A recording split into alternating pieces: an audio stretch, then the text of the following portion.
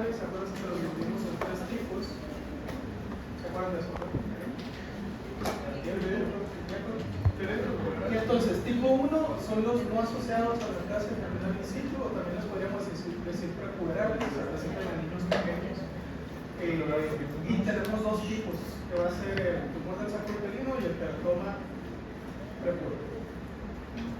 Luego tenemos los de tipo 2, estos son asociados a la clase terminal in situ y tenemos ahí una amplia variedad que ahorita vamos a ver. Y luego tenemos los tipos 3, que es un tumor muy específico, que es el tumor espermatocito, que ya es de adultos grandes.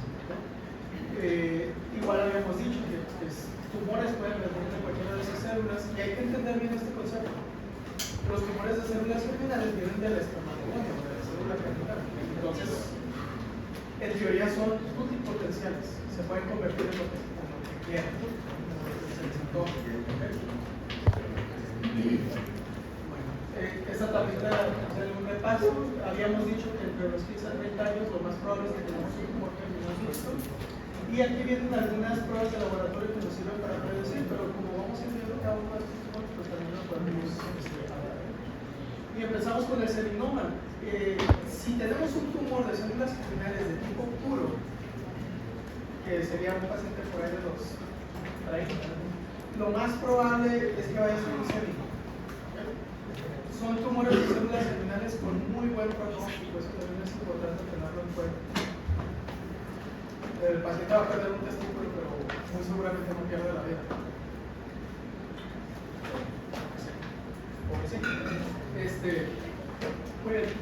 Es raro en pacientes menores de 10 años. El pico de incidencia está entre los 30 y 40 años. Y muy importante, no lo vamos a ver en pacientes prepuberales, que es lo que habíamos dicho. Los prepuberales solo pueden ser dos: tumor del saco uterino y teratoma maduro, pero realmente teratoma prepuberal lo pueden dejar así. Tienen buen pronóstico, la mayoría de ellos se detectan cuando el tumor está dentro del testículo, el limitador del testículo. Es raro que vayan a dar metástasis, no quiere decir que sea imposible, yo me he encontrado pacientes con metástasis, pero generalmente lo encontramos en una etapa inicial. Si se fijan, es un tumor que se ve de un aspecto nodular, esponjosito, a veces decimos que se siente como carne de pescado, es blanco el tumor. Es un tumor que las células se desprenden muy fácil, como si fuera mantequilla, y cambia todo el parénquima por una coloración blanquecina, pues muy característica. Morfológicamente se podría confundir con un linfoma, por ejemplo, porque los linfomas, de hecho, las células son muy parecidas, pero no es la edad de presentación de los pacientes. O sea, si tengo un tumor de estos en un paciente entre 30 y 40 años, lo más probable es que sea seguro. ¿Por qué elevan la gonadotropina periódica humana? Porque dentro del mismo tumor puede haber una que otra célula de sincitotropoblasma. Y estas células son productoras de gonadotropinas. No sé si lo hablamos en la clase anterior. Creo que sí. Habíamos dicho que gran parte de lo que es la placenta viene con información o la información que se necesita genética para formar la placenta, gran parte viene de tanto para abajo. Y entonces estas células germinales tienen la capacidad de producir tropoblastos. Y entonces cuando tenemos un tumor, algunas de esas células se diferencian las células de tropoblastos y empieza la producción de gonadotropina. Va a elevar los niveles de gonadotropina, pero no van a ser excesivamente elevados. Eso es un punto importante. Si ustedes quieren la determinación de gonadotropinas, les salió la prueba de embarazo positiva, pero si hacen una cuantificación, va a salir algo elevada, pero no exageradamente elevada. Si vieron el paciente que estábamos viendo, en el caso anterior tenía 400,000, eso está exageradamente elevado. Y entonces no solamente nos vamos a ir con que eso sea normal, pudiera ser otra cosa. O sea, no es indicatorio. Es indicatorio de un tumor de células germinales que tiene sincitotropoblasma. Morfológicamente es un tumor muy característico porque estas células, pues de hecho se parecen a las espermatozoides, que no pasa. Son células que tienen un núcleo grande con un núcleo bien marcado, citoplasma escaso, son generalmente redondas o poligonales y muy característicamente están muy infiltradas por linfocitos. Entonces tenemos un montón de linfocitos con estas células de seminoma y si no vemos ninguna otra cosa, pues lo más probable es que es un seminoma. Luego tenemos el carcinoma embrionario. Es muy raro que se presente de manera pura. Lo más probable es que vamos a ver otros tipos de tumores de células germinales en el testículo cuando tenemos un paciente con carcinoma embrionario. Si se fijan morfológicamente, es un tumor muy variado. Hay áreas blanquecinas que probablemente ya habría sintomoma, hay áreas eritematosas, hay áreas amarillentas. Es un tumor bastante friable, puede tener zonas necróticas. Un punto importante de estos tumores es que son positivos para un marcador de inmunohistoquímica que se llama CD30. Eso lo usamos para caracterización principalmente de este tipo de tumores. Y una cosa importante, el carcinoma embrionario sí es un tumor muy agresivo. Entonces es una variante histológica que le va a dar mal pronóstico al paciente. Generalmente van a presentar invasión linfovascular y entonces se pueden ir al retroperitoneo, las cadenas ganglionares retroperitonales las pueden tomar, se puede ir a mediastino, se puede ir a otras zonas. Entonces va a ser un tumor más agresivo. Si lo vemos, tiene 7 diferentes variedades histológicas o patrones histológicos que se pueden presentar. Pero las células las vamos a ver mucho más malignas que las que estábamos viendo en un seminoma. O sea, hay bastante pleomorfismo, nucleones muy prominentes, mitosis abundantes, zonas de necrosis. ¿Sí? Características de cáncer. Son características de cáncer. Básicamente. Se ve muy feo. En cuanto a las variantes histológicas, pues realmente no me voy a meter mucho con ellas. Es ya más para el patólogo que tenga que saber. Y no es aprender muchas cosas. Se les va a olvidar. Pero aprendan esto, carcinoma embrionario es mal pronóstico. Eso es muy importante. Luego tenemos el tumor del saco uterino, mal llamado a veces tumor de senos endodérmicos. No es que no sea eso, sino que el tumor de senos endodérmicos es una variante del tumor de saco uterino. Una variante bien bonita. Ya habíamos dicho que puede ser prepuberal, pero también lo podemos tener postpuberal asociado a neoplasia germinal in situ. O sea, puede ser de tipo 1 o de tipo 2. Si es prepuberal, va a tener buen pronóstico. Eso es un punto importante de tener en consideración. O sea, si tengo un niño con un tumor testicular y es un tumor de senos endodérmicos, de saco uterino, le va a ir bien o va a tener muy buen pronóstico el paciente. En niños, otra cosa importante es que se van a presentar de forma pura, o sea, va a ser solamente un tumor del saco uterino del testículo. En adultos va a ser muy raro que se presente de manera pura. Es agresivo, pero si hiciéramos un rango de agresividad, el seminoma acá abajo, y luego tenemos el tumor de saco uterino y el carcinoma embrionario más arriba. Entonces, es un poquito más agresivo que el seminoma, pero no tanto como el carcinoma embrionario. Punto importante aquí, este tumor de senos endodérmicos eleva la alfa-fetoproteína. Igual como si una mujer estuviera embarazada y tiene senos endodérmicos y... Pero las hemoglobina no estarían elevadas. Si fuera un tumor de saco uterino puro, se va a elevar alfa-feto, pero no va a haber una neutropenia. Si es puro, o sea, solamente es saco uterino. Tiene 11 variantes morfológicas diferentes. Y eso le piden a todos los que se aprendan. La que les voy a pedir a ustedes que se aprendan es la de senos endodérmicos porque es muy característica. Cuando la vemos, se piensa que es un tumor de senos endodérmicos. Si se fijan en la forma de este tumor, pues es un tumor también muy variado, tiene áreas hemorrágicas. Es más raro que veamos necrosis, eso sí. Si vemos necrosis, nos levanta la sospecha de pasar un carcinoma embrionario u otra cosa. Tiene áreas que pueden ser sólidas, áreas quísticas, áreas microquísticas, entonces es bastante variado. Esta es la variante histológica microquística y vamos a ver pues, la formación de pequeños quistes. Luego tenemos lo que es la variante de senos endodérmicos, que nos recuerda formas fetales, por eso le llaman de senos endodérmicos. Característicamente los senos endodérmicos van a tener un centro vascular y va a estar rodeado de epitelio. Y alrededor va a tener un espacio y va a ser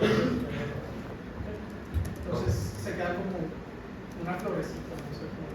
Si en los niños dicen que tiene buen pronóstico, se menciona que raramente viene solo, o sea que viene mezclado con otro En los niños viene solo. En adultos raramente va a venir solo. Muy, muy raramente va a venir solamente un tumor de saco uterino en adultos. En niños sí, lo más frecuente es que venga solo. ¿Okay? Entonces, estos son los senos endodérmicos, o también le podrían llamar a esto cuerpos de Schiller-Duval. Esa es pregunta bien característica de exámenes. Los cuerpos de Schiller-Duval son estas cosas que les digo. Tenemos un tallo vascular y está rodeado de un epitelio y luego tiene un espacio. Esos son los cuerpos de Schiller-Duval. Cuando lo vemos podemos decir, este es un tumor de ese cuerpo. Variante de senos endodérmicos. Si no, lo que podemos hacer es tinciones como alfa-fetoproteína y las células van a salir positivas con alfa-fetoproteína también. Luego tenemos otro tumor que se llama coriocarcinoma. Este va a tener células de citotrofoblasto y sin citotrofoblasto. Es muy raro también que se presente de manera pura, aunque aquí este testículo que están viendo es un coriocarcinoma totalmente. Y entonces una de las características es que si ustedes ven esto y lo comparan con los cotiledones de una placenta, se ven igualitos. ¿Cuánto tardaría para que sea así? Meses. Meses. Otra cosa que hay que tener en cuenta es que el coriocarcinoma es muy agresivo. Como la persona renal, más. Yo creo que más. Estos carcinomas se diseminan rápidamente, se van a igual a retroperitoneum, al intestino, a pulmón, a todos lados. Son tumores con bastante agresividad. ¿Perdón? Ahorita vamos a ver. Ahorita me dicen sus conclusiones. Este se va a asociar a elevación de gonadotropina clorhídrica humana en altas cantidades. Entonces sí es importante, si yo tengo un paciente con un tumor testicular, pedir una cuantificación, porque eso me puede ayudar a ir prediciendo qué tal mal le va a ir al paciente. Y de hecho, cuando se le empieza a dar tratamiento al paciente, se utiliza la gonadotropina también para vigilar la progresión del paciente. Si los niveles bajan, quiere decir que está respondiendo al tratamiento, y si de repente vuelven a aumentar, en algún lado le salió una metástasis. Son fáciles que se vayan por vasos sanguíneos, porque si ustedes se acuerdan un poquito de histología, y si no lo vamos a ver adelante cuando veamos la parte de aparato genital femenino, las células de citotrofoblasto y citotrofoblasto están especializadas en invadir. Esa es su función, invadir el endometrio de la mamá para sacar sangre. Entonces tienen mucha afinidad por vasos sanguíneos y es fácil que se metan. En caso de entonces tienen pobre pronóstico. Y bueno. No, entonces es un testículo. Sí. Este es el testículo, acá está el epididio, una partecita, y este es el cordón espermatozoide. Se llama mamá. Porque quedan células vestigiales y se desarrolla. No. La célula germinal se puede transformar en esto. No, es que quede algo de la placenta. De hecho, el bebé nunca está en contacto con los cotiledones del. No, es que. Y esto aplica tanto para las gónadas masculinas y femeninas. Las células germinales del ovario y las células germinales del testículo se pueden convertir en lo que quieran. Obviamente no te van a dar un ser vivo por sí solo, pero pueden darte. Sí, hay cosas de que el cáncer te diga bien. Sí, no, sí pasa. Muy bien, aquí tenemos células de citotrofoblasto, hay unas células de citotrofoblasto y se ve como una plaza. No más que se ve muy mal el paciente. Y luego tenemos los teratomas. Los teratomas pueden ser maduros o inmaduros. En el hombre no importa. En la mujer sí es importante saber si es teratoma maduro o inmaduro. Pero en el hombre un teratoma es un tumor maligno. En la mujer un teratoma, si es maduro, es benigno. Si es inmaduro, es maligno. En el hombre es maligno. Excepto en quienes, en los prepuberales. Un teratoma prepuberal es mal pronóstico. Teratoma postpuberal en el nombre, mal pronóstico.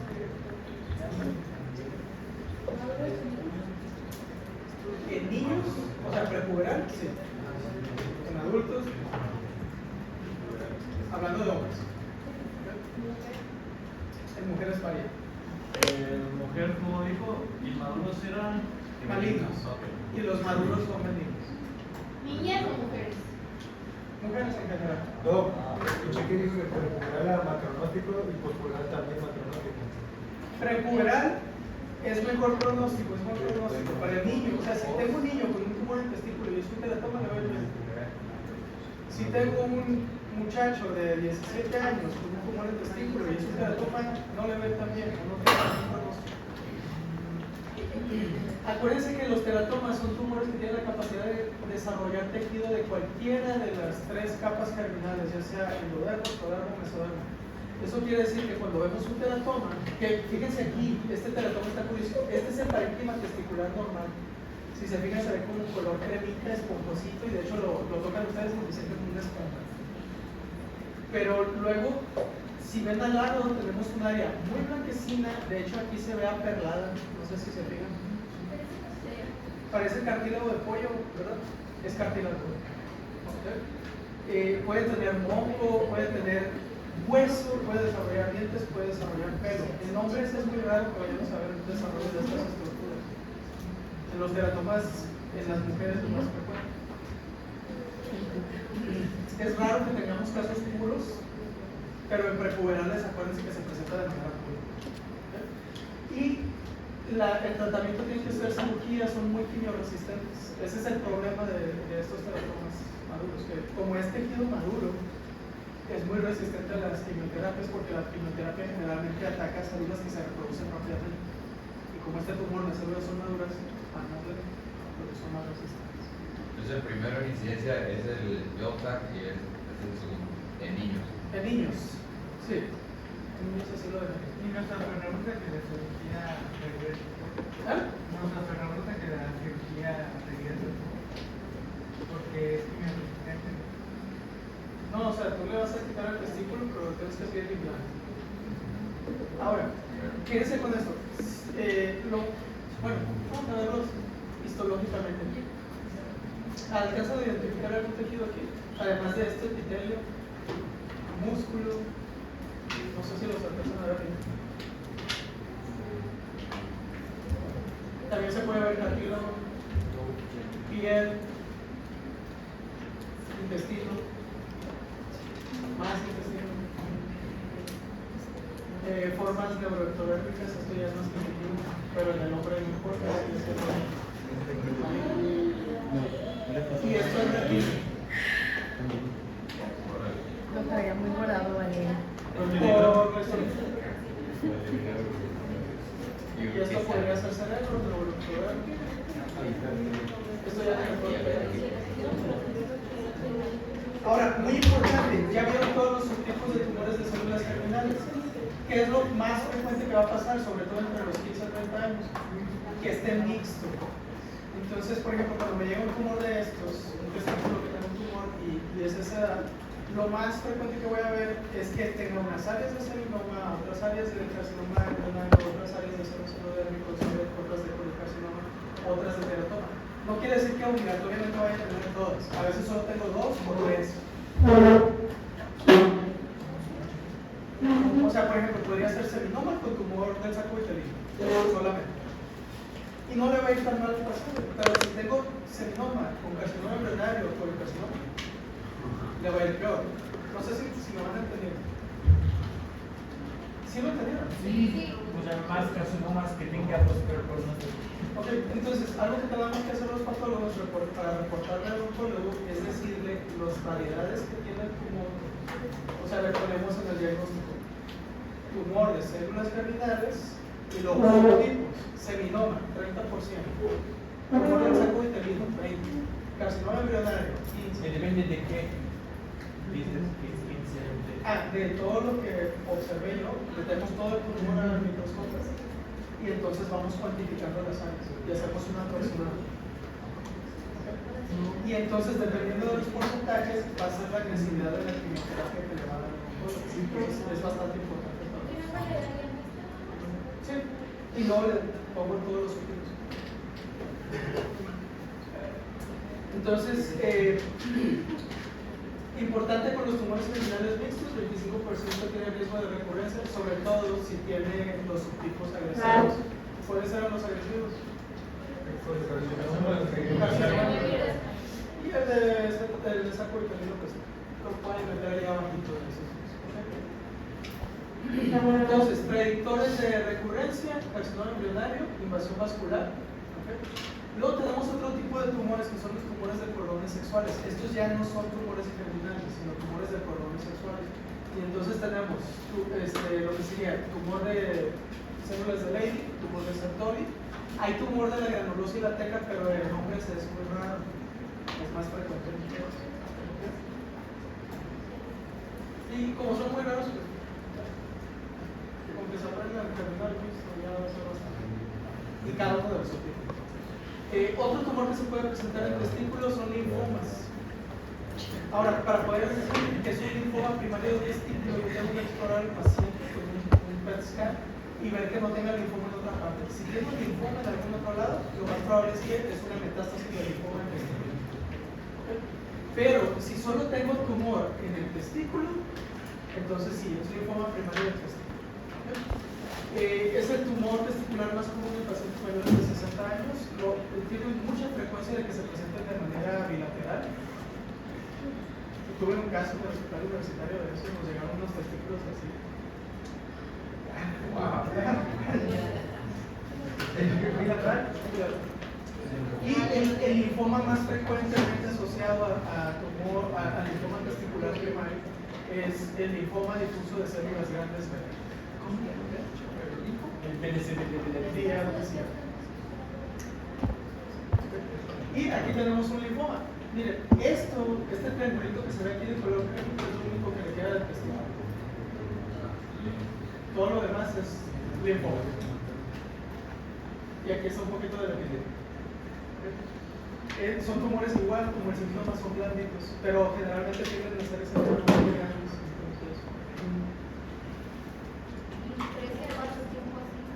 Meses. 3, 4 meses. Lo que vamos a ver pues, son las características de un linfoma difuso de células grandes B.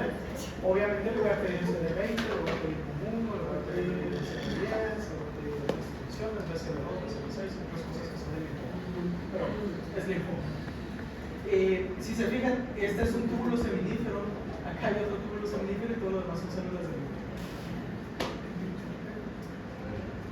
No puse tumores espermatozoides. Bueno. Okay, vamos a pasar a otro órgano que es la próstata. Un órgano muy bueno.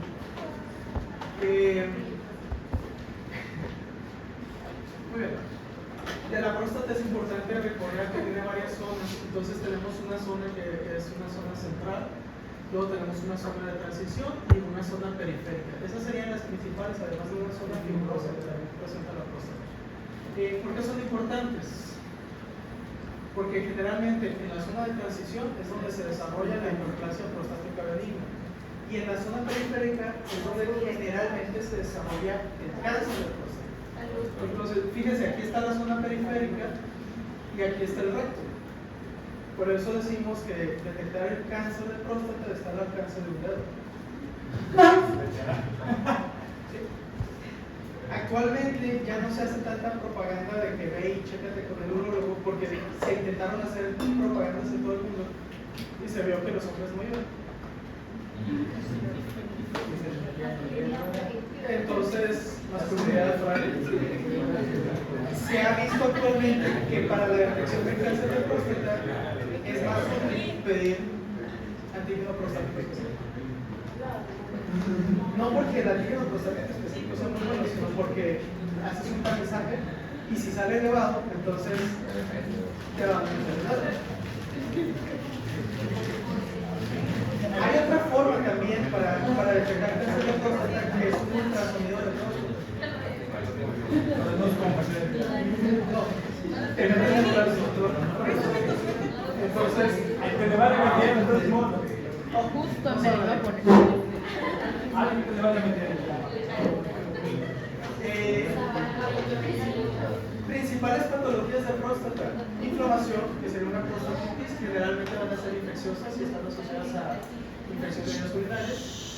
Hiperplasia prostática benigna, donde hay tanto crecimiento de la zona central que la uretra queda comprimida y entonces el paciente muestra datos de obstrucción urinaria. ¿Zona central o zona de presión? Zona de presión. Y luego tenemos lo que es el cáncer de próstata, que nuevamente acuérdense que está al alcance del dedo, pero también nos sirve el antígeno prostático específico. ¿Okay? Generalmente es asintomático, ¿por qué? Porque como el cáncer crece en una zona periférica, no comprime, normalmente no va a comprimir la uretra y no nos va a dar síntomas. Pues la zona de reducción. Hablando de prostatitis, puede ser prostatitis aguda bacteriana, generalmente está asociado a infecciones de vías urinarias, y puede a veces estar asociado a hiperplasia prostática, porque ¿por qué no? Pueden venir juntos. Si es prostatitis crónica bacteriana, pues igual, asociado a hijos de repetición, ¿no? Y luego tenemos un síndrome que es el síndrome del dolor pélvico crónico. Van a ser pacientes que requieren un dolor en la zona del perineo, que es pues, alrededor del ano y antes de llegar a los testículos. También puede ser suprapúbica o inclusive referida hacia el pene. Estos pacientes van a referir dolor durante o después de la eyaculación también. A eso le vamos a llamar disforgasmo. Y puede estar asociado a una prostatitis bacteriana crónica o algunas otras condiciones. Entonces tenemos inclusive otros tipos de prostatitis, como podría ser prostatitis granulomatosa, que aquí es importante. La prostatitis granulomatosa va a causar que la próstata quede indurada, va a sentirse como una piedra. Y el cáncer de próstata hace que la próstata se sienta como una piedra. Entonces es diagnóstico diferencial clínico de cáncer de próstata. ¿Okay? ¿Cuál es la causa más común? Terapia con BCG para pacientes con cáncer de vejiga, que ya lo habíamos mencionado anteriormente. Pasando a lo que es hiperplasia prostática benigna, tiene un aumento la incidencia o la presentación del paciente a partir de los 40 años.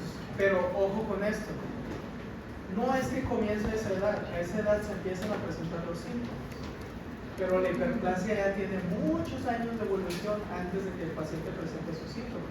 Entonces podría estar el paciente en sus 25 o 30 años y ya está desarrollando cierto grado de hiperplasia, que como es muy leve no va a tener síntomas, hasta que no empieza a obstruir la uretra. Se asocia estimulación por andrógenos y principalmente a esto, a la transformación de testosterona a dihidrotestosterona. Y eso lo hace una hormona que se llama 5-alfa reductasa. Entonces, cuando tenemos pacientes con hiperplasia prostática benigna, se les da bloqueadores de 5-alfa reductasa, finasteride, por transfusión. Ustedes sabrán los que también se ha visto que hay receptores de estrógeno en las células prostáticas y se dividen en dos tipos, que son receptores de estrógeno alfa y receptores de estrógeno beta. Y entonces los receptores de estrógeno alfa tienen efectos proliferativos. Eso quiere decir que induce que las células del estrógeno y de las glándulas aumenten de tamaño y cantidad. Y los receptores de estrógeno beta tienen efectos antiproliferativos. O sea, no solo es la testosterona, para que se vea bien. ¿Sí? ¿Sí lo entiendo? No tanto, pero sí. Okay. Uno de los factores es la exposición a hidrotestosterona por 5-alfa reductasa. Ese es un factor. Recientemente se ha visto que hay otros factores, que es la exposición a estrógenos que actúan sobre los receptores alfa de estrógeno que hay en las células de la próstata. Nadie me saca de onda. Son hormonas femeninas. ¿Qué pacientes van a estar produciendo estrógenos? Pacientes con obesidad. Entonces, un factor de riesgo también es obesidad. Y hay otro.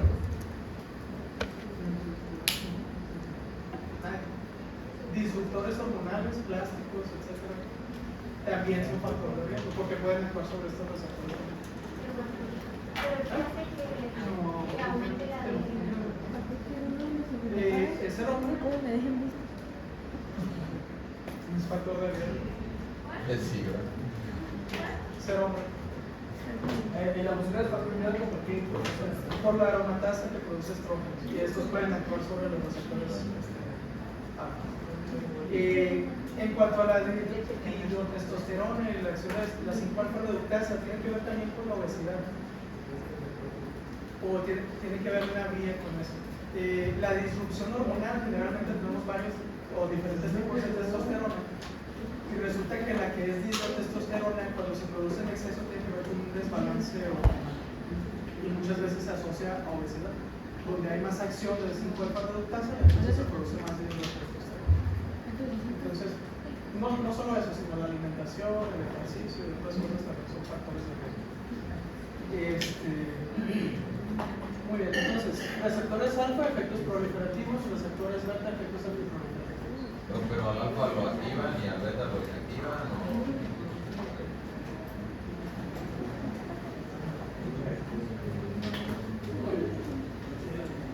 Ok, aquí lo podemos ver otra vez un poquito. La hidrotestosterona estimula varias funciones que activan la proliferación celular. Y entonces tenemos una doble proliferación en la hiperplasia prostática benigna. Prolifera en las células glandulares de la zona de transición y prolifera el estroma. ¿Sí? Es doble proliferación. La proliferación de glándulas pues, nos va a dar un aumento en la cantidad de glándulas, y la proliferación de estroma hace que aumente tanto el tamaño de la zona de transición, que es lo que va a ir comprimiendo poco a poco lo que es la uretra prostática. La dihidrotestosterona también participa en el proceso de la alopecia. Sí. Pero ¿cómo es? Lo mismo. Tenemos unos receptores en el pelo para el dihidrotestosterona que hacen que el pelo entre en catagenia, que es la fase donde el pelo se cae. Entonces, cuando aumenta la dihidrotestosterona, actúa sobre esos receptores y el pelo entra en su fase de catagenia. Pero telogeno, en fase de telogeno y se cae. Y quedamos. ¿Pero es por aumento de o es por disminución de enzima? Por aumento de la dihidrotestosterona. Por eso, para tratar la alopecia también se dan inhibidores de la 5-alfa reductasa.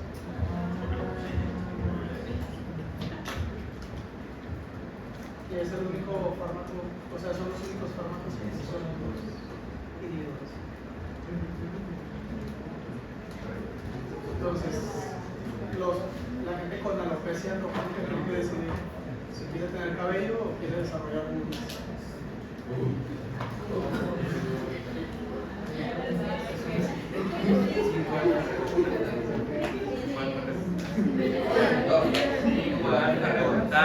Pero tiene más probabilidad de eso.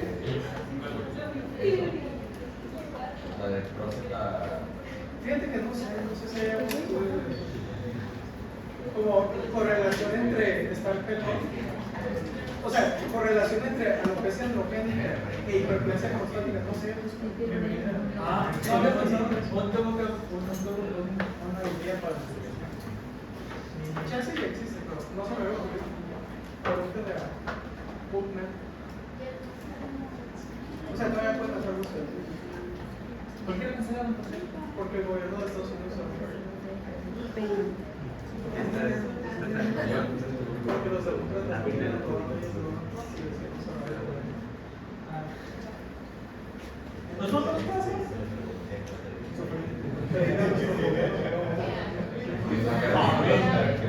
Un poco mexicano. Pero está escolar. No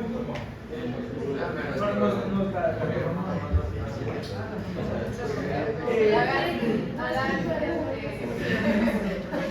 No sé si alcanzan a ver estos nódulos. Alcanzan a ver estos nódulos, ¿no? Aquí tenemos una próstata muy aumentada de tamaño, con formación de nódulos que pueden ver ustedes de manera macroscópica. Esta zona de aquí es la zona de la próstata.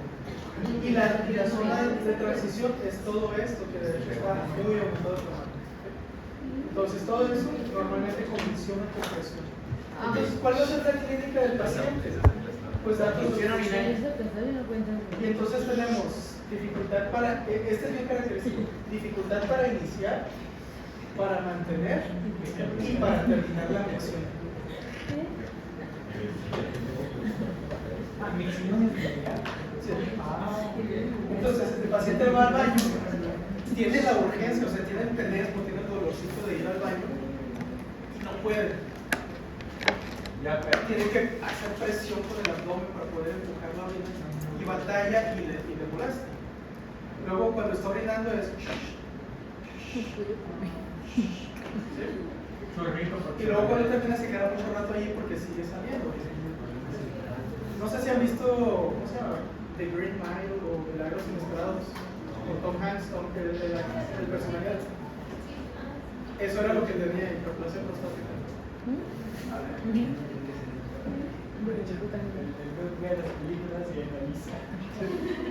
Pero sí era bien, o sea, correlación. El señor va a orinar y y casi se está muriendo de reír. Lo otro es que va a tener síntomas de irritación vesical, que eso es el tenesmo, la urgencia, la necesidad de tener el baño. Pero en esa película de que sí lo dolía y todo, o sea, pero esta no. ¿Duele? Pero solo cuando tienes ganas de hacer pipí o siempre. No, cuando va a orinar. A mí sí me aumenta el ¿Aumento de qué? De ibus. Infecciones de ibus. Como está obstruido, acuérdense que eso no se está, si se aumenta el caso de infección de ibus. También van a tener poliaquiuria, que es orinar poquito muchas veces. Y lo otro es nicturia, que es levantarse en la noche y orinar. Y de hecho son las preguntas que ustedes le tienen que hacer a su paciente en la consulta de hombre sano. Porque hay consulta de hombre sano. Nunca se toma en cuenta lo que. Señor, ¿está todo bien? Sí. Son preguntas que se deberían hacer. ¿Cuántas veces se levanta a orinar en la noche? ¿Cuánto es lo normal de levantarse a orinar en la noche? Una vez. Ninguna.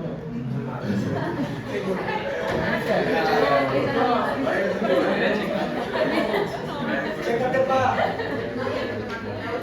De hecho, de consejo, cada vez que te levantas a orinar en la noche, estás interrumpiendo tu sueño y estás descansando menos. Entonces se tienen que ir a dormir deshidratados.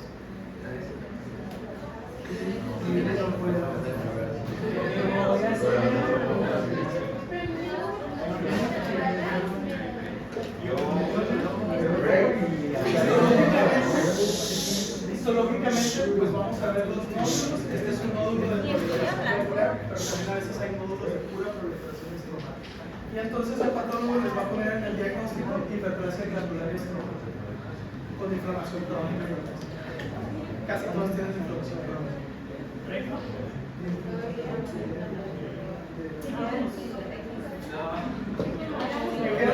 Me quedan 3 ideas. Bueno, y nos vamos. Pero tenemos.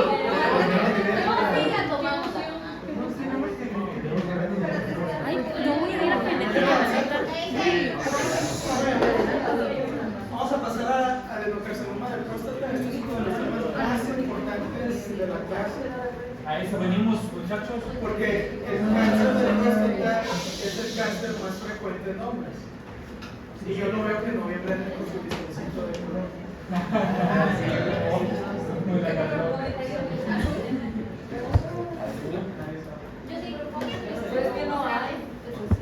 Porque nadie le importa. Porque nadie nos mata el hombre. Es que somos los más vulnerables. No se preocupan por la salud de los hombres. No hacen campañas.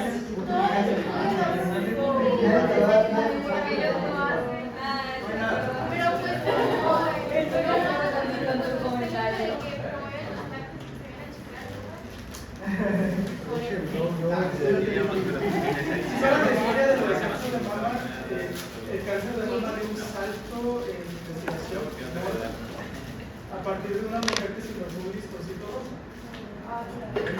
O sea, lo que ella hizo del listoncito rosa, que claro, lleva mucho recaudación de fondos y todo eso, todo el dinero que hizo esa mujer sirvió para que el cáncer de mama, donde muchas mujeres fallecían, diera un salto enorme en cuanto a la investigación y los descubrimientos que se hicieron.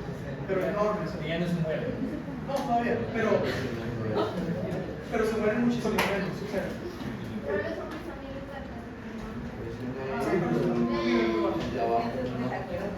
entonces, nadie ha hecho eso por los hombres.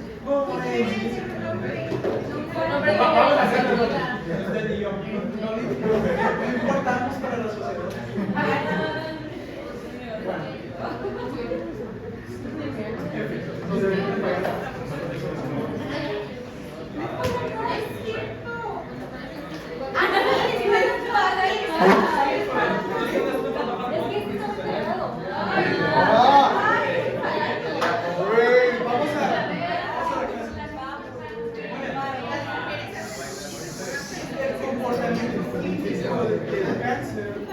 Esto es importante tenerlo en cuenta. El comportamiento clínico del cáncer es muy variable. Puedo tener pacientes con cáncer de próstata que van a estar todos con cáncer de próstata y se van a morir de un infarto y no de cáncer de próstata. Hay otros pacientes que pueden tener con cáncer de próstata y en 3-4 meses fallecen. Entonces no podemos decir, tienes cáncer de próstata, te voy a ir mal, tienes cáncer de próstata. Por eso esto no es tan legal. Tenemos que poner atención a diferentes factores pronósticos para saber cómo le va al paciente. Vamos a intentar irlo explicando más adelante. Más hombres mueren con cáncer de próstata, pero fíjense en la frase, más hombres se mueren con cáncer de próstata que por cáncer de próstata, o por el cáncer de próstata. Y eso se ha visto en series de autopsias. Autopsias de pacientes que tienen otro tipo de cáncer, que tuvieron accidentes, que tuvieron un infarto, que tuvieron un ARC, lo que sea. Y en la autopsia se detecta que la próstata tiene un cáncer civil. Es más, ustedes podrían estar teniendo cáncer de próstata ahorita y seguir su vida hasta los 60, 70 años. Vamos a estar muy chiquitas, pero yo podría. Si ya te puedes llegar. Había un caso en de una muchacha que tenía cáncer de próstata. ¿Sí se puede?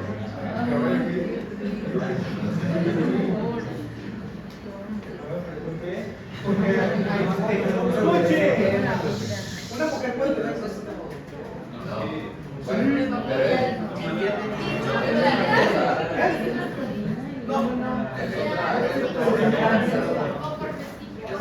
Son vestiglos embrionarios y puede desarrollar cáncer.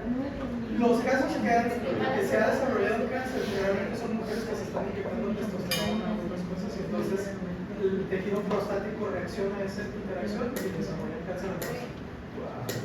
Entonces, Entonces sí, es posible, pero es muy raro. Muy bien, factores de riesgo para el cáncer de próstata. Número 1, ser hombre. Los capítulos de programa son puros datos. Entonces, exposición a andrógenos, es uno de los factores de riesgo para desarrollar cáncer de próstata. Entonces, el simple hecho de ser hombre ya nos da un factor de riesgo para que tengamos cáncer de próstata. Para que vean que somos vulnerables. Otro factor de riesgo es la herencia. Si sus padres, abuelos, tíos han tenido cáncer de próstata, ustedes tienen algún riesgo de cáncer de próstata. Otro muy importante, la dieta, sobre todo el consumo de carnes rojas y grasa animal, está directamente relacionado con el desarrollo de cáncer de próstata. Para los que les gusta la carnita asada, eso principalmente. No, el pollo es nada más. Estrógeno, ¿no? ¿Seguro? ¿O es algo que has escuchado?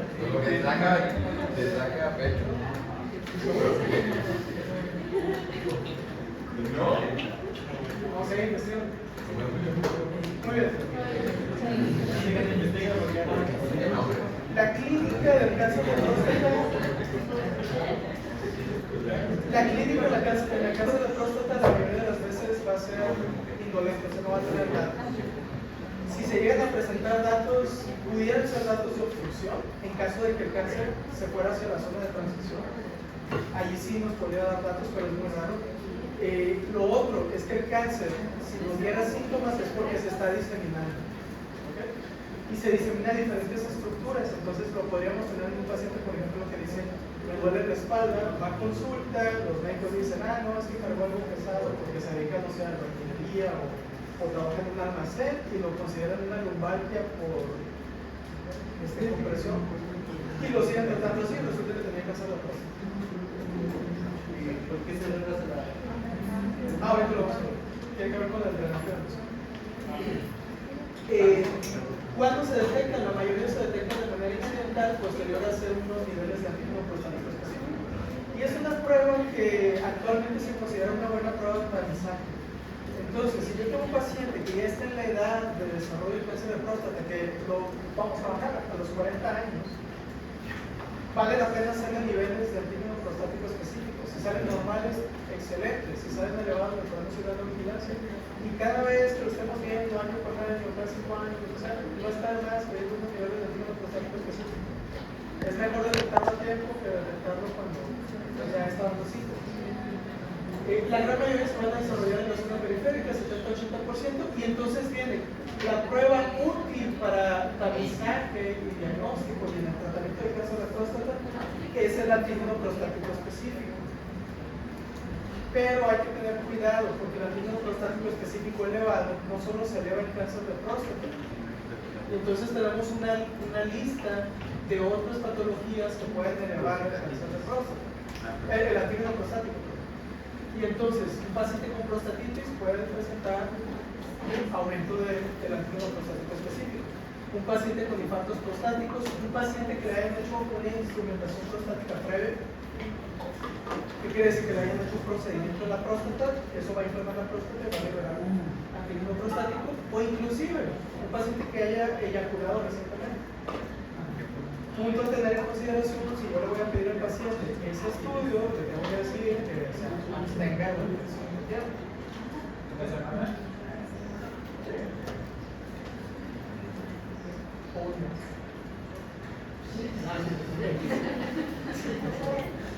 Muy bien. Doc, el punto de corte no es para que te presente prostatitis y partos prostáticos o... No, es para decir que está elevado. O sea, pero fíjense, este es un punto de corte muy básico. Ahorita vamos a ver que varía dependiendo de la edad. Un punto de corte de más de 4 nanogramos nos diría que tiene elevación y hay que ponerle atención. Pero inclusive, qué tan elevado está también nos habla mucho de qué tanto problema tiene con su cáncer. Muchos de los cánceres de próstata tienen un curso indolente muy lento, entonces no van a matar al paciente. Entonces lo que se decide es que en algunos cánceres de próstata el urólogo o el doctor Garino dice, no, a este no le voy a hacer nada. Solo lo voy a citar a tanto tiempo y le vamos a pedir otra vez el antígeno a ver cómo sigue. Y ya, no se le hace nada. Eso es lo que le llamamos vigilancia activa. ¿Okay? Pero si ya tenemos algunos otros factores, y ahorita vamos a hablar de uno de los factores más importantes para saber si vamos a hacer la vigilancia activa, que es la biopsia. Si tenemos la biopsia y nos dice que es un tumor de alto grado, entonces ya se va a tener que intervenir.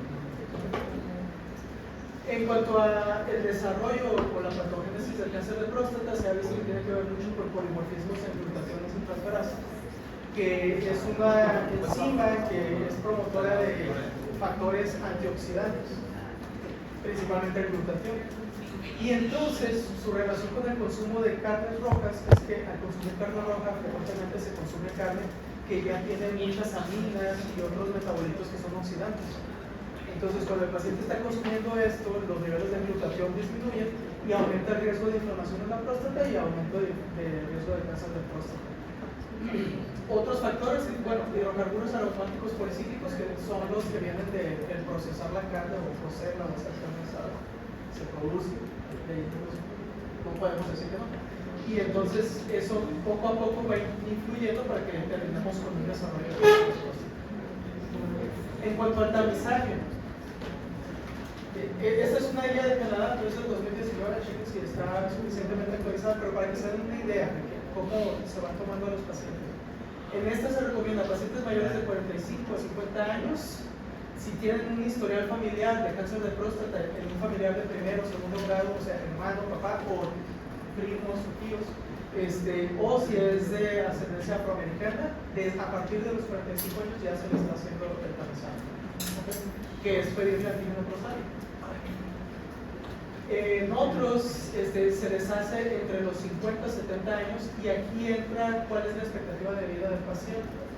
Digamos que tuvo un infarto y no le das más de 5 años y tiene algún otro problema y sabes que se va a morir en poco tiempo, entonces no le vas a poner tanta atención al antígeno prostático porque lo más probable es que se muera de otro tiempo. Pero también fíjense, tiene que ver con los niveles de antígeno prostático. En Canadá usan un punto de corte más bajo. Y entonces, en Canadá, si el antígeno prostático está mayor de 3 y tiene una buena esperanza de vida, va a ir a biopsia. Si el antígeno prostático está entre 1 y 3, cada 2 años le repiten el antígeno prostático. Y si el antígeno prostático está muy bajo, pasamos a cada 4 años. ¿Okay? Y si ya tiene más de 70 años, no le hacemos antígeno prostático porque muy probablemente se va a morir de otra cosa. Doc, ¿y la biopsia por dónde se toma? Adivina. O sea, puede ser por uretra o por el... ¿Por qué? Pobre. ¿Qué prefieres? Pues es que, o sea, si lo haces por el recto, puede llegar a infectarlo. No. Tiene que ir muy de que... ¿Dónde es donde la mayoría de las veces se desarrolla el cáncer de próstata? ¿Y cómo puedes acceder a la zona periférica con facilidad? Por el recto. Entonces, Pero no corre riesgo de infección. O crear una fístula. no si lo haces con cáncer. Obviamente, no, es que no vas a entrar a hacer el ultrasonido y tomar las biopsias sin haber limpiado el área. ¿Sí? O sea, al paciente le vas a hacer una preparación, un video y otras cosas, y entonces ya entras a esa zona.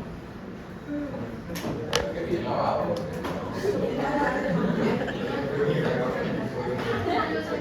Sí, o sea, se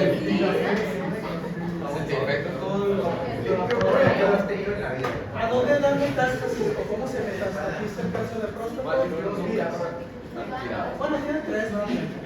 Una vía es vía linfática, y a dónde sigue un cáncer de próstata por vía linfática, a ganglios que están en la cadena de los obturadores o a los paraórticos lumbares, ¿ok? Que son las vías de drenaje linfático de la próstata. Preguntas de examen. También es muy frecuente que se disemine por vía hematógena. ¿A dónde se va a ir si se disemina por vía hematógena? A huesos. En la espalda, la columna. Lo más frecuente, columna lumbar, a los cuerpos vertebrales de la zona lumbar, es a donde se va a ir. Luego, fémur proximal, luego pelvis, columna torácica y costillas. Son los huesos más frecuentes a los que se va a ir diseminado el cáncer de próstata. Va a ser pregunta de examen así. Por eso les digo, un paciente en edad de tener cáncer de próstata y que tiene lumbalgia, no se queden con que es porque levanta cosas pesadas en el almacén o trabaja en construcción. No, denle un poquito más de importancia porque chance y detectan el cáncer de próstata. Y si no, pues daño no le hicieron.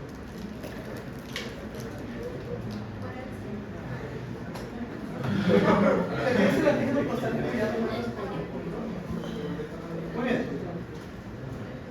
En cuanto al drenaje de la próstata, el drenaje venoso, la mayor parte del drenaje venoso se va a ir a los plexos venosos vertebrales anteriores. Es por eso que se mete a los vasos sanguíneos, y como la próstata drena hacia esos plexos, pues es más fácil que se vaya a los cuerpos vertebrales. Es por eso que lo vamos a ver por frecuencia. Y aquí vemos una columna lumbar y ven estos nódulos. Okay. Este es otro punto muy importante. La mayoría de los carcinomas que son metastásicos a hueso nos dan lesiones que le llamamos osteolíticas, o sea, hacen huecos. ¿Okay? Como por ejemplo el mieloma múltiple, cuando lo vemos en una radiografía es un hueco. ¿Okay? En cáncer de próstata, cuando hay metástasis a hueso, la mayoría de las lesiones son osteoblásticas. En vez de ver un hueco, estamos viendo una masa que se está acumulando en esa zona. O sea, vamos a ver algo radiopaco. ¿Okay? Y aquí lo podemos ver. O sea, aquí tenemos lesiones. Esto es una radiografía, obviamente, pero ahí se ven las masas. O las lesiones nodulares osteoblásticas que están formando en la zona. Entonces, otro punto importante: si tengo un paciente que tiene una fractura, no sé, en el útero o algo, hago la radiografía y veo una lesión osteoblástica y está en la edad de cáncer de próstata, pues existe la posibilidad. Y entonces aquí no sé si alcanzan a ver lesiones osteoblásticas, pelvis, aquí tenemos una bien bonita. Y acá hay otra.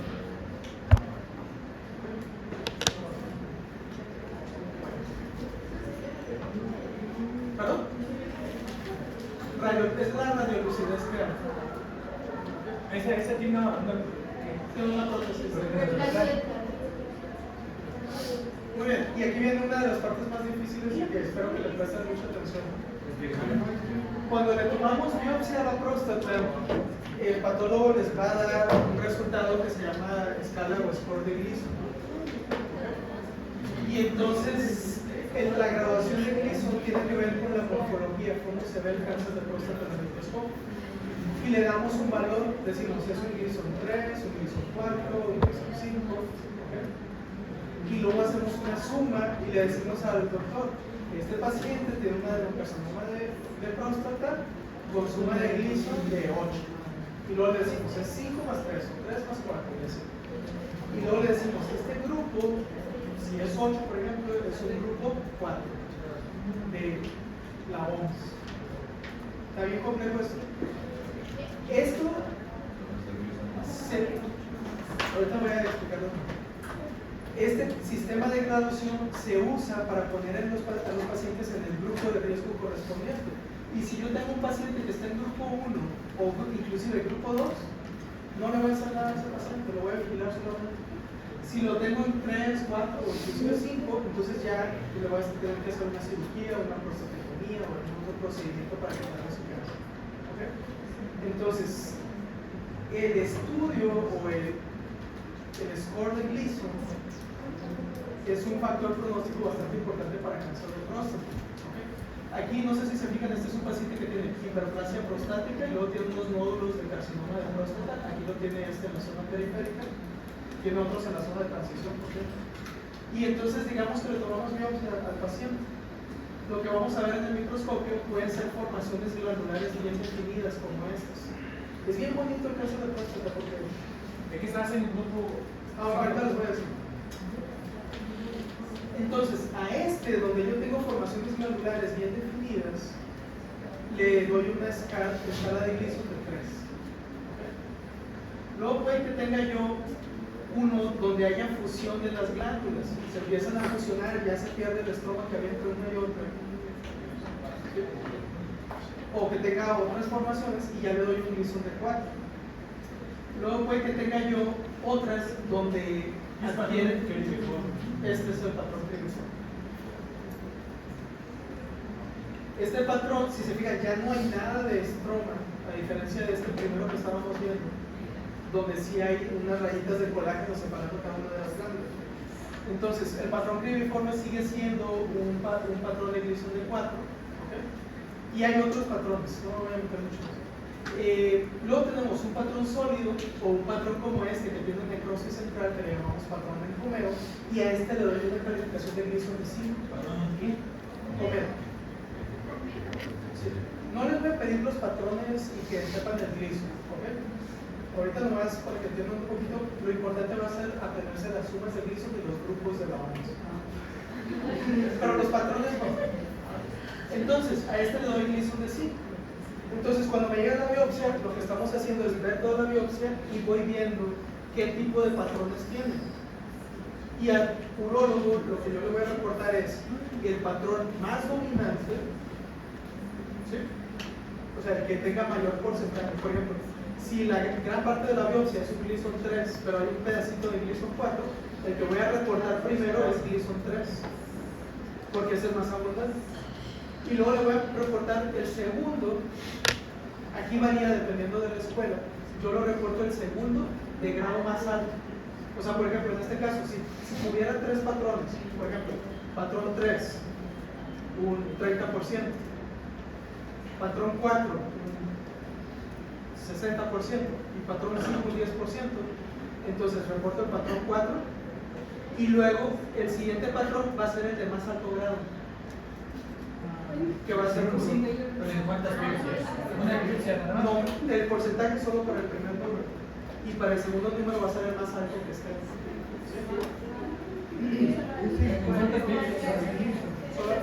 Existe patrón 1, patrón 2, pero no los usamos ya. Entonces nos quedamos solamente con 3, 4 y 5. Y entonces vamos a tener diferentes números. Por ejemplo, si yo veo una biopsia y solo tengo puro patrón 3, le voy a decir al urólogo, tengo una adenocarcinoma de próstata con suma de gliso 6, 3 más 3. Porque el patrón más abundante es 3 y el de más alto grado es el 3. ¿Qué voy a hacer? 3 más 3 igual a 6. ¿Ok? Y si entonces tiene una suma de Gleason de 6, está en el grupo de la OMS 1. ¿Ok? Ahora, si yo le digo al doctor, tengo un cáncer de próstata, pero es suma 3 más 4. Entonces es 7. Y aquí viene uno de los problemas o complicaciones. Es mucho más grave tener 4 más 3 que 3 más 4. Aunque los dos nos den 7.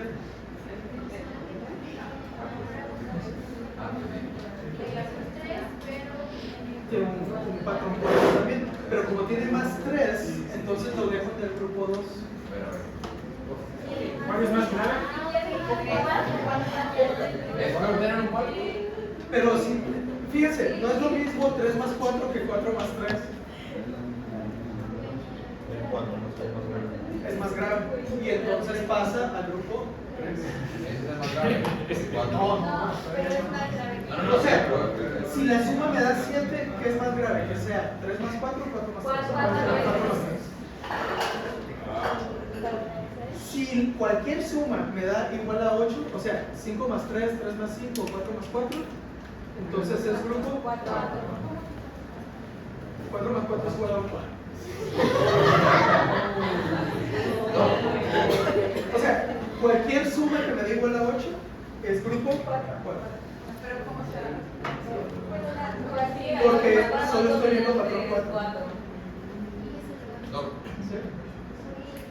A ver, ¿cómo sería el número 3? El 4 sería el más abundante en porcentaje. Ajá, sí. Digamos que yo vi en la biopsia un patrón de, no sé, 60% de 4 y 40% de 3. Es 4 más 3. Y el otro sería de que 90% del 3 y 10% del 4. Sería 3 más 4. No entiendo por qué no es 4 más 4 o 4 más 3.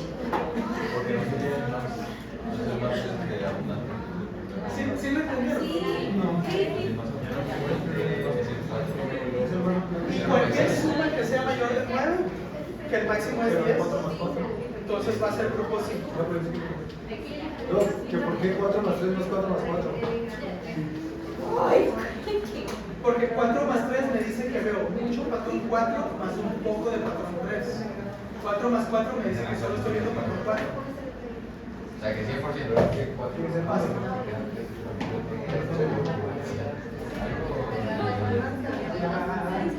3 más 4 es más 3.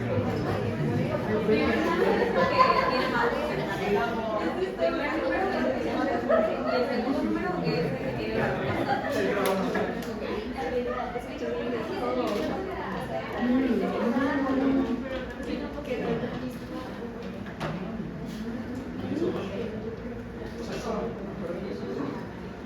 Entonces, lo que va a tener el urólogo con su paciente va a ser los niveles de antígeno prostático, la suma de Gleason, y si hizo un buen ultrasonido, puede sospechar el estadio patológico. ¿Sí? No es lo mismo que tenga el cáncer de próstata solamente en la próstata derecha que la tenga en los dos lados. Cambia el estadio patológico. ¿Por qué se hicieron estos grupos? ¿Por qué tanto rollo? Aquí pueden ver el grupo 1, 2, 3, 4 y 5, y esta es la sobrevida a lo largo de los años. Entonces, si se fijan, grupo 1, la sobrevida es casi un 100%. Grupo 2 baja un poquito, pero se mantiene arriba del 75%. Y es la suma de 7, pero 3 más 4. Y ven que este es 3 más 4 no es lo mismo que 4 más 3. En la sobrevida de los pacientes. Por eso es que se hicieron estos grupos. ¿Okay? Es que va a ser en 8 o 9. Dependiendo de la esperanza de vida del paciente y del estadio patológico, ¿le puedes quitar la próstata o dejarlo morir? No dejarlo morir porque le vamos a quitar en el grupo 4 o 3 y luego. No, 3 igual. que muere más el 2 que el 3. y entonces ponemos también en grupos de riesgo a los pacientes. Si tenemos pacientes, si el antígeno prostático es menor de 10 y el Gleason, la suma, es menor de 7, está en un grupo de bajo riesgo. Ojo aquí, sería este grupo 2. Riesgo intermedio, antígeno prostático de 10 y 20, o un Gleason de 7. Y un Gleason mayor de 8 ya es un grupo de alto riesgo. Antígeno prostático mayor de 20 es un grupo de alto riesgo. Si tuviera un paciente con un Gleason de 8 o de 9, pero tiene un antígeno de menos de 10, el que va a contar es el más alto.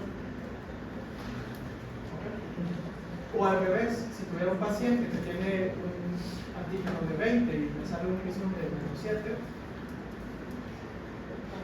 hay que preguntarle al doctor Merino. Me dieron el dedo mismo.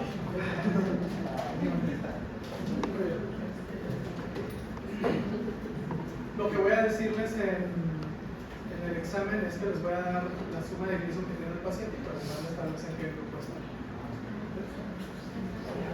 Hay que aprender a hacer sumas. 5 más 4. 3 más 4 igual a 7. 4 más 3 igual a 7, pero no es igual. 4 más 4 o 8. Okay. Actualmente a todos los carcinomas les estamos haciendo clasificación molecular. Lo que se hace es una secuenciación masiva de todo el cáncer de cientos de pacientes para ver en qué grupos coinciden los pacientes en cuanto a sobrevida y en cuanto a las mutaciones que están teniendo. Y entonces estamos teniendo aquí, no sé si se fijan, tenemos dos principales grupos de cáncer de próstata en cuanto a grupos moleculares. Tenemos pacientes que tienen cáncer de próstata que está asociado a la acción hormonal de la testosterona. Y entonces sabemos que estos pacientes van a tener un cáncer de próstata que va a responder bien al tratamiento. ¿Sí? Entonces, una de las cosas que se puede hacer es castración. Y el cáncer de próstata va a responder en el paciente. ¿Castración es la castroso? Es quitar los testículos. O dar medicamentos para que el testículo no produzca testosterona. Que sea femenino. Que sea trans. ¿Sí se entiende? Ok. Otros pacientes, sobre todo, que tienen amplificación de lo que es el receptor de andrógeno, o que tienen mutaciones de RBM, o que tengan mutaciones de BRCA, que es algo que se encontró, son pacientes que no van a responder a terapia contra estrógenos. ¿Por qué no responden los que tienen mutación del receptor de andrógenos? Perdón, contra andrógenos. ¿Por qué no va a responder? Porque ya tiene activado el receptor y aunque tú bloquees la producción de andrógenos, el receptor sigue siendo activado. Entonces estos pacientes no se van a beneficiar de una castración. No tiene caso darle eso como opción. Y generalmente va a ser una enfermedad incurable. Entonces lo que puede dar es un tratamiento acompañante al paciente a lo largo de su vida y chance y ojalá se muera de otra cosa que no sea su cáncer. ¿Okay? Les voy a preguntar de estos genes de BRCA y su relación con esto. No. O sea, R y RB1 incurables. AR, RB1 y BRCA. AR, receptor de andrógeno. Esto ahorita en México todavía no se está haciendo. Malamente todavía no tenemos la tecnología para hacerlo, pero en lugares como Estados Unidos las terapias a los pacientes están haciendo más personalizadas y entonces si tenemos un paciente con cáncer de próstata se busca ver qué mutaciones tiene y a partir de eso se decide la terapia que se le va a dar al paciente. Y ya para terminar hablamos así muy brevemente de enfermedades de transmisión sexual. Hay fotos chidas. Bueno, enfermedades de transmisión sexual pueden ser virales, bacterianas, ¿sí? Pueden ser por algunos parásitos o algunos notosuales. ¿Vejiga? Vejiga.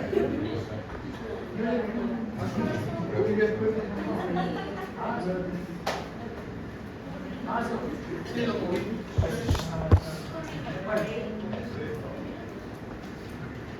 Bueno, entonces, algunas de estas ustedes ya las conocen como herpes simple, que habíamos dicho que hay tipo 1 y tipo 2. El tipo 2 es más frecuente de la zona genital. El virus de hepatitis B, allí podríamos meter el virus de hepatitis C. Está el virus del papiloma humano, que es de transmisión sexual generalmente. Allí viene una pregunta muy interesante que había hecho un patólogo una vez en un congreso. ¿El condón previene la transmisión del virus del papiloma humano? ¿Sí o no? Ya se los he preguntado, ¿verdad? Ok, no lo previene. ¿No? Está preocupado. No, o sea, ¿por qué? La explicación, lo que pasa es que durante las relaciones sexuales hay mucha manipulación normal de los genitales. Y entonces, aunque tú estás usando un condón, tienes el virus en las manos, luego vas y tocas tus propios genitales y estás transmitiendo. Ah, pues eso sí. Entonces, Guantes también.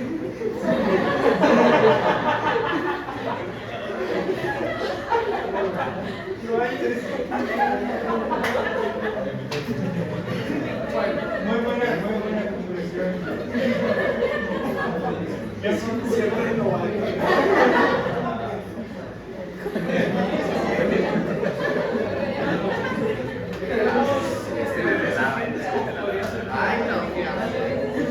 De bacterias, Neisseria gonorrea, todavía hay sífilis, entonces también vamos a seguir con estas. Vamos a empezar con sífilis, es causada por el problema pálido, que es una espiroqueta. Generalmente va a dar lugar a úlceras, que si se fijan es una úlcera de base limpia, o sea, no es purulenta, es eritematosa alrededor, y el paciente la va a referir como una úlcera que generalmente no le va a doler. Ese es un punto muy importante. ¿Por qué? Porque, por ejemplo, podría ser herpes y el herpes duele. Entonces, va a consultar al paciente, les va a decir, mira doctor, estoy así. ¿Y qué le van a hacer?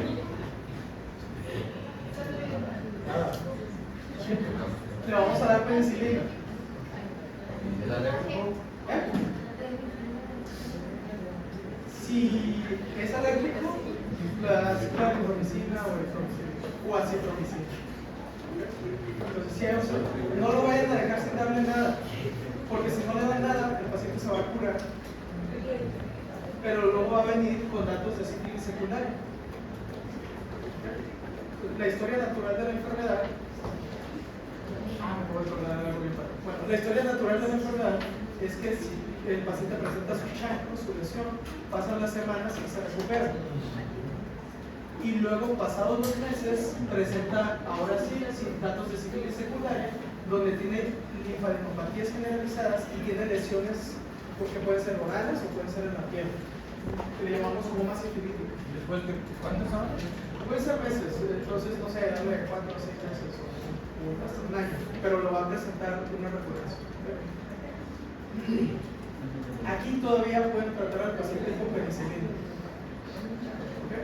Pero luego el paciente, inclusive después de estas lesiones, se puede llegar a curar y puede durar hasta un año más y luego presenta sífilis terciaria, y aquí ya no hay mucho que hacer por el paciente. No sé si han escuchado de un experimento que se hizo en Estados Unidos que tenía que ver con una población en Tuskegee, o algo así se llama.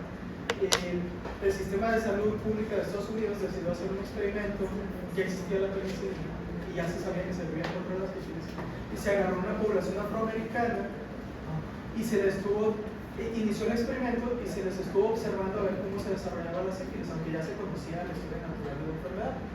Se conoce que hay penicilina, pero el sistema de salud decidió no darles el tratamiento a los pacientes para ver cómo seguía. Nacieron más niños con sífilis, mujeres con sífilis, hubo muchas sífilis. Es una de las más grandes barbaridades que ha hecho Estados Unidos contra gente de otras razas. Entonces la primaria es autolimitada. O es la gente. No. Es primaria, te recuperas y luego pasa a la secundaria. Es como la Vas a estar la autolimitado porque autolimitado quiere decir que te curas. Aquí te da la apariencia de que estás sano, pero no estás sano. Es importante, una de las pruebas que se puede hacer es BDRL, pero el BDRL puede salir positivo por muchas cosas. Inclusive puedes estar embarazada y salir un BDRL positivo. Entonces, ante un BDRL positivo hay que hacer la prueba confirmatoria, que es el FTA absorption. Y esa ya es mi prueba confirmatoria. Ahora, si tú estás viendo eso, entonces no llega lo que tienes que ver. Nomás asegúrense que no sea alérgico. Y es una sola dosis, es una sola dosis. Y no es 1.200.000, no es 400.000, es bien poquito, o sea, le va a hacer. Pero no se les puede ir. O sea, me pasó un caso en Cancún de un señor que estaba así, era de Colombia, pero viajaba mucho a Cancún por cuestiones de negocios. Y ya estaba regresando a su casa y él dice, no, es que me apareció esto, no sé de dónde lo saqué. De Cancún. Y luego dice, oiga, doctor, ¿será que me voy a curar? Porque, o sea, que se me van a quitar las lesiones, porque es que en una semana ya voy a ir a Colombia y voy a ver a mi esposa. Y yo así de que, qué pobre moral.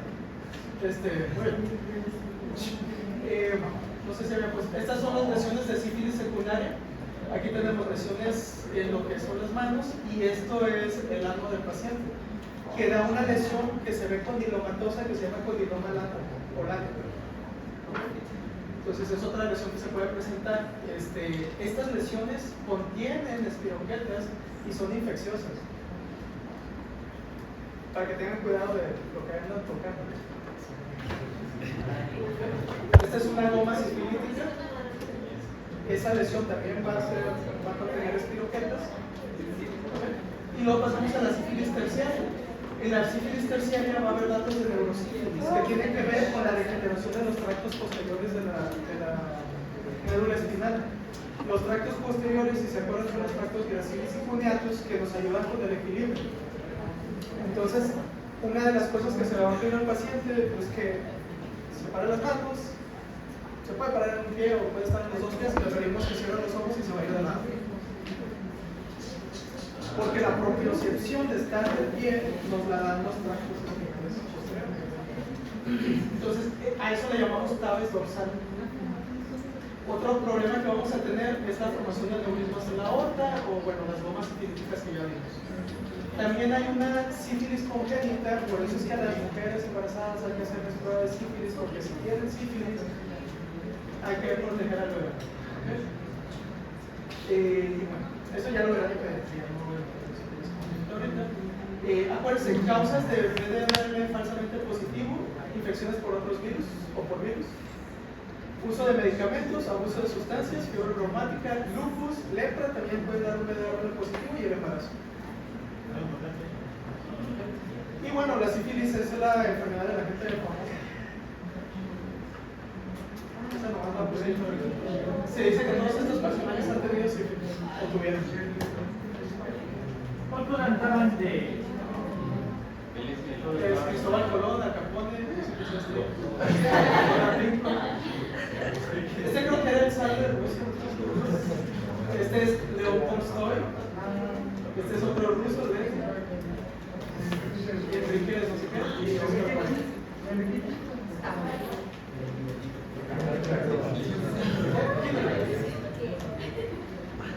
no creo que haya sido sífilis. Es una onda, ¿no?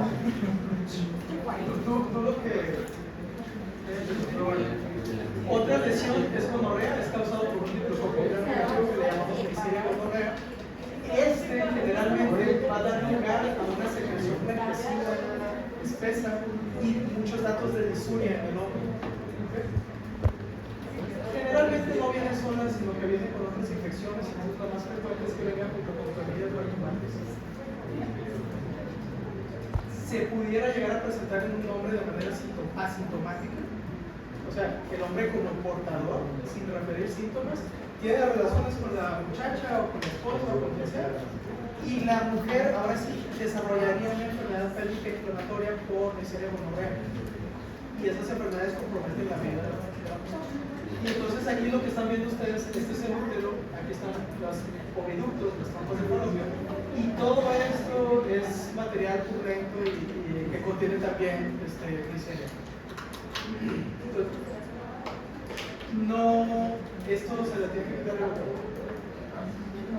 Generalmente terminan con y son casos frecuentes, o sea, llegan mujeres de 20 años y hay que hacerles toda una histerosalpingoforectomía.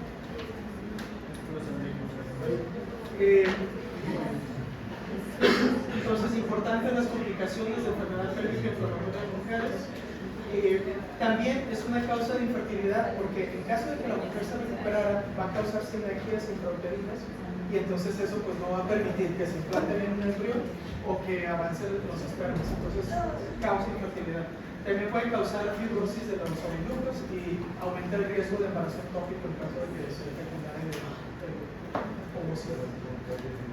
Y se puede transmitir a través del canal de parto y aquí tenemos un bebé con sífilis, con gonorrea neonatal que afecta principalmente a los ojos y esa es una de las razones por las cuales cuando el bebé nace se les ponía gotitas en los ojos.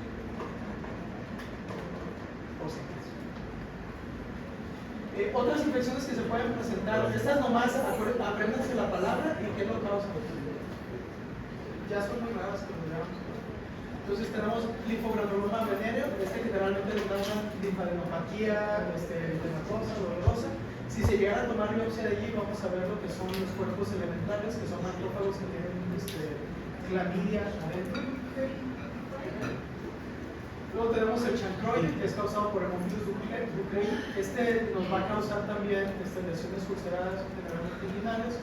Linfogranuloma inguinal, que es Calymathobacterium granulomatis. Y finalmente, pues, herpes genital. Esta se ve no tan fea, hay otras más feas.